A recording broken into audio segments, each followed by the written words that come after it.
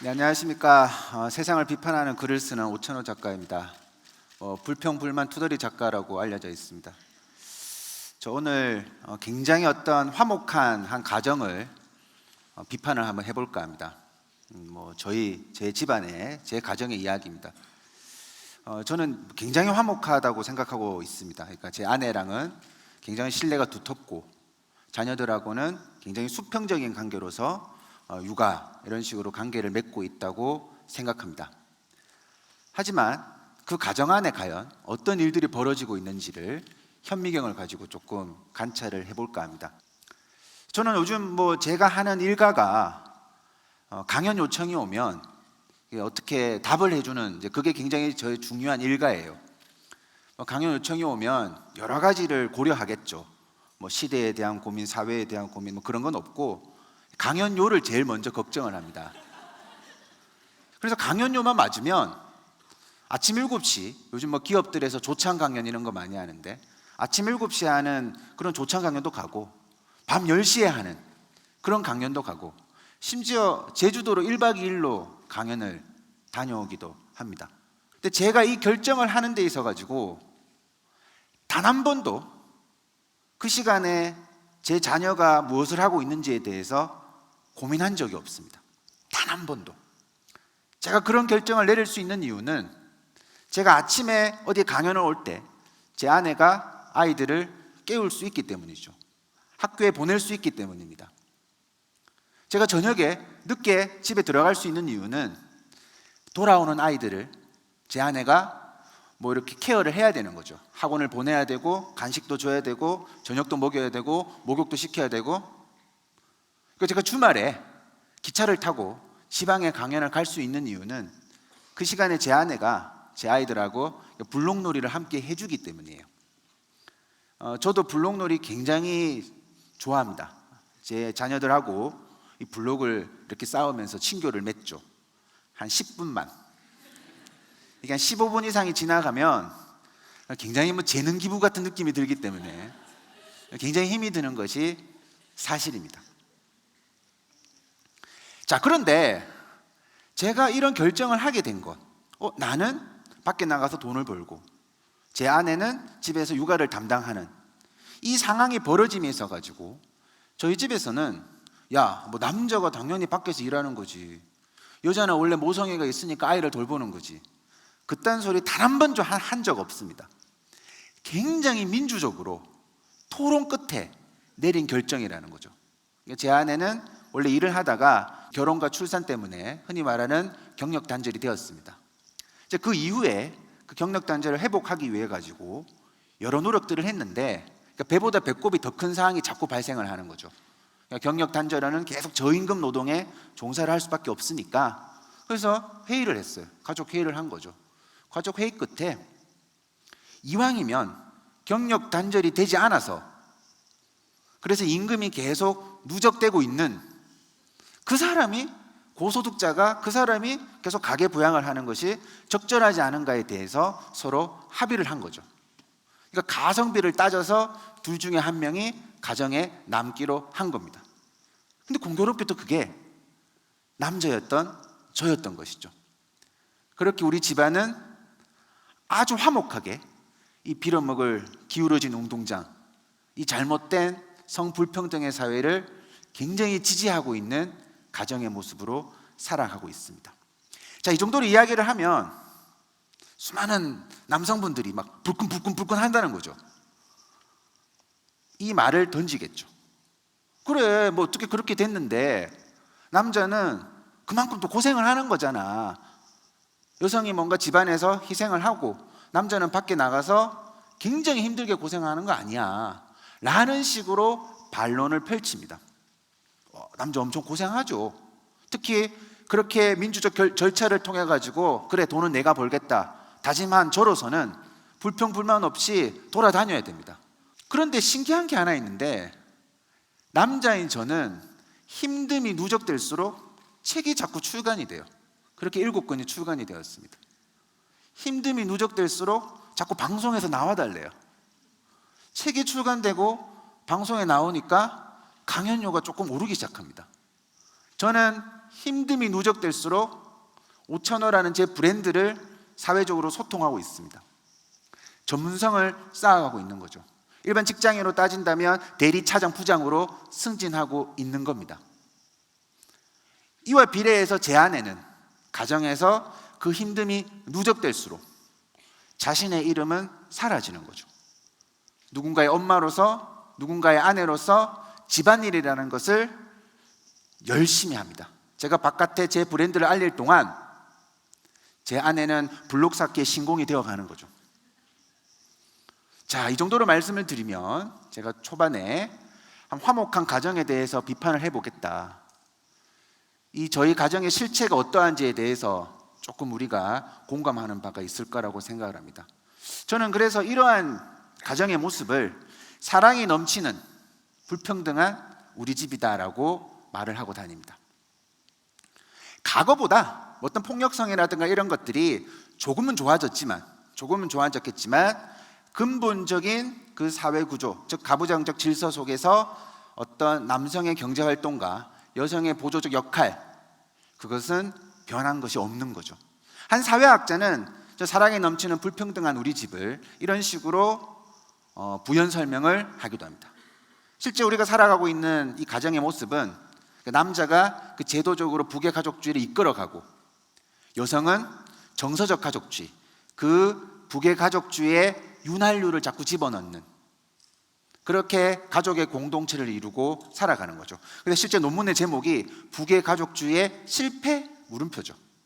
제가 이런 말씀을 드리는 이유는 여전히 우리가 어디에 강연을 가거나 제가 대중들을 만나면 요즘 세상에 뭐가 불평등하다 그래, 요즘 세상에 성불평등이 어딨어, 요즘은 여학생이 여자가 뭐 원하는 거 다 할 수 있고 공부도 더 잘해, 그런 세상이야. 그렇게 저한테 반문을 많이 하셔요. 그런 사람이 이런 지경에 이르렀으니까 불평등이 아주 심각한 거죠. 겉으로는 뭔가 변하고 있는 척 같지만 실제 어떤 구조적인 것은 전혀 변하고 있지 않는 것. 결국 주 경제 활동을 하는 사람이 아빠, 남자이고 그 반대편에 엄마, 여자가 있을 때 결국 이 문제는 남자와 여자를 특정한 고정관념으로 바라보는 그 잘못된 실수로 이어지기 때문이라는 거죠. 그러니까 남자와 여자를 뭔가 남자라면 여자라면 위치를 다르게 규정 짓고 그 위치는 굉장히 수직적 관계로 이루어져 있습니다. 실제 우리 사랑이 넘치는 불평등한 우리 집에서 어떤 또 다른 불평등을 만들어내고 있는지에 대해서 지금부터 말씀드리도록 할게요. 이제 제 아들이 6살이고 제 딸이 11살. 그러니까 6살짜리 아들이 자기 누나한테 요즘 막 이렇게 주먹질을 흉내를 잘 냅니다. 막 이렇게 한번 싸워보자 그러고 막 이렇게 흉내를 내요. 근데 제 아내는 굉장히 폭력에 예민하기 때문에 굉장히 엄하게 꾸짖습니다. 근데 꾸짖으면서 하는 말이 뭐냐면, 야, 남자가 여자 때리는 거 아니지 않냐? 이렇게 이야기를 하는 거예요. 그래서 저하고 그 말 때문에 굉장한 논쟁을 하기 시작을 했습니다. 제가 생각할 때는 사람이 사람 때리는 거 아니야 라고 말을 해야지, 그게 저는 이 상황에서 어울리는 말이라고 생각하는데, 마치 제 아내가 하는 말은 사내 대장부가 왜 그런 걸로 화를 내, 이런 느낌으로 제 아이에게 교육을 시키는 느낌을 받았기 때문입니다. 이 지점이 우리가 굉장히 중요합니다. 폭력 그 자체에 엄중한 책임을 물어야 되는 상황이 존재하고 있는데 남자가 여자 때리는 거 아니야 라는 식으로 설명을 하다 보면 강한 남자가 약한 여자를 배려해 줘야 된다라는 일종의 큰 고정관념을 만들어주기 때문이죠. 근데 이 고정관념이 결국 그렇게 남성이 여성을 배려하는 존재가 되면 좋겠지만 실제 우리 사회에서는 어떻게 흘러가냐면 여성은 뭔가 남자보다 참을성이 부족한 사람이라는 어떤 인식을 가지도록 우리가 유도해 나간다라는 거죠. 이런 걸로는 남자가 화내는 것은 통 큰 남자가 아니야. 결국 이런 식으로 폭력을 멈출 수는 있었겠지만 결국 그 가정에서 그 제 아이는 여성에 대한 어떤 특별한 이미지를 가졌다고 볼 수가 있습니다. 자, 중요한 것은 그렇게 해서 정말로 폭력을 저지르지 않으면 그렇게 교육할 수도 있겠죠. 그런데 중요한 것은 그 교육에 노출될수록 여성을 향한 남성의 폭력이 더 빈번하게 이루어질 수 있다는 거죠. 우리가 보통 데이트 폭력 같은 거 얘기를 할 때 아주 재밌잖아요. 데이트를 하다가 서로 화가 나요. 우라통이 처음 오르죠. 그래서 배신을 했으니까. 그런데 왜 그 울분을 참지 못하고 그 화를 폭력으로 풀어내는 성별은 99.9%가 남자죠. 굉장히 중요한 여기에 포인트가 있습니다. 그냥 우리가 수평적인 관계로 연애를 할 때는 그런 것이 겉으로 안 드러나겠지만 뭔가 이렇게 상황이 뒤집어졌을 때 내가 너를 위해서 얼마나 배려해 줬는데, 내가 여자인 너를 얼마나 챙겨줬는데 어떻게 감히 네가 나한테 이럴 수가 있는 거야. 결국 같이 분노를 하더라도 강자의 분노는 또 다른 폭력으로 이어질 가능성이 굉장히 매우 높은 거죠. 제가 남자가 여자 때리는 거 아니야, 이 말을 가지고 지나치게 뭔가 확대 해석을 한다고도 들릴 수가 있지만 이 지점이 왜 중요하냐면 결국 강자인 남자, 약자인 여자, 그래서 여성을 배려해 줘야 된다는 인식을 어릴 때부터 갖다 보면 이 남성들이 억울하다라는 생각을 자꾸 가져요. 그 상황에 대해서 뭔가 억울하다는 생각을 자꾸 가지는 거죠. 근데 이 억울함은 젠더 교육, 성평등 세상을 만드는데 치명적인 장벽입니다.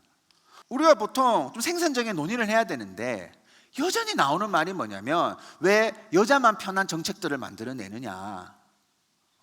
그리고 뭐 제가 기업 강의를 가도 기업에서 막 남자 사원이 손을 들고 이런 말을 합니다. 아니 물통은 다 남자들만 가는데 이거 역차별 아닙니까? 이런 말들을 막 억울해 죽겠다. 그래서 억울한 게 있으면 다 그것을 겉으로 드러내려는 생각을 굉장히 많이 가집니다. 근데 실제 세상은 물통을 못 들고 같은 사람을 차별하거든요. 이런 건 남자만 다 하잖아, 이거 역차별이라고 말을 하지만 실제 우리 사회에서는 이런 거 여자가 못 하더라면서 실제 여성을 중요한 일에서 배제시키고 큰 일을 주지 않습니다.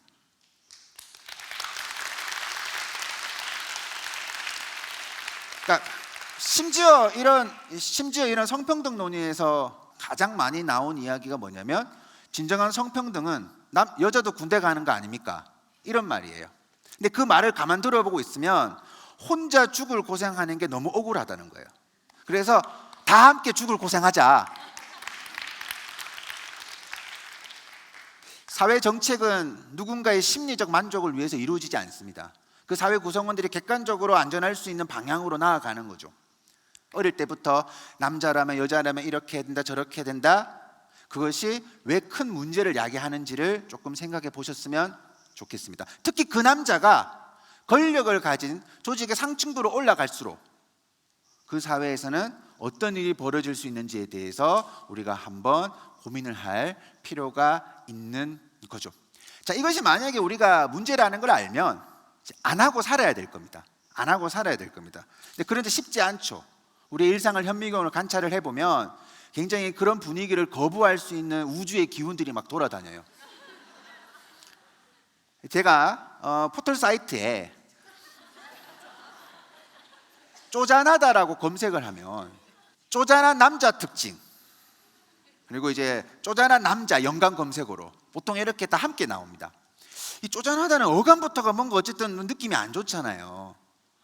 이미 어떤 남성다움을 거부했을 때 나는 그냥 뭐 이런 거 싫어, 이게 아니라 뭔가 대범하지 못하고 화끈하지 못하고 통 크지 못하고 그런 사람으로 오해를 받을 수가 있기 때문에 이왕이면 내가 사회적인 남자다움을 더 배우려고 노력을 하는 거겠죠. 아마 제 아내도 제 아들이 흔히 말하는 쪼잔한 남자가 될 거에 대한 우려를 가지고 있었기 때문에 아마 그런 식의 교육을 무의식 중에 했다고 생각을 합니다. 자, 그러면 우리가 일상에서 이런 지점들을 막 찾아내고 없애 나가야 돼요. 근데 그게 얼마나 힘드냐면 제가 최근에 초등학교를 대상으로 노동에 관한 글을 썼어요. 노동을 소개하는 글이에요. 막 탈고를 하고 제 딸한테 읽어보라고, 너가 첫 독자야 하면 읽어봐 라고 줬어요. 근데 계속 이상하다는 거예요. 뭐가 이상하냐고 물어보니까 제가 무의식 중에 문장을 쓰는데 예를 들어서 노동의 고단함, 얘기할 때 은연중에 그 안에는 아빠가 회사 다니면서 힘들어하신 모습 본 적 있죠. 노동이라는 것은 굉장히 괴로운 거예요. 그 다음에 노동의 형태, 과거보다 비정규직이 많아진 사회를 설명을 하는데, 할아버지가 일을 하시던 시대는 지금처럼 비정규직 노동자가 많이 없었어요. 노동의 주체를 철저하게 남성에 근거를 해가지고 서술을 하고 있는 거예요. 사실 별거 아닌 것일 수도 있어요. 그렇게 시장에 나와도 아무도 별 트집도 안 잡을 거예요. 근데 제가 불편한 거죠. 근데 저 안에 어떤 단어를 집어넣을 것인가, 어떤 단어를 사용하지만 사람들이 이 단어에서 남성과 여성에 대한 고정관념을 가지지 않을까에 대해서 제가 고민을 할 수밖에 없었다라는 거죠. 이런 선택들, 누가 보면 굉장히 쓸데없는 선택이라고, 쓸데없는 고민이라고 하겠지만, 결국 우리 사회는 이런 선택들이 모이고 모여서 좀 좋은 사회로 나아갈 수 있을 겁니다.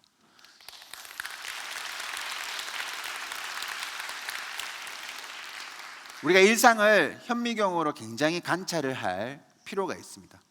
이 사랑이 넘치는 불평등한 우리 집에서 어떤 일들이 벌어지고 있는지, 이런 것들을 굉장히 정교하게 관찰을 할 필요가 있는 거죠.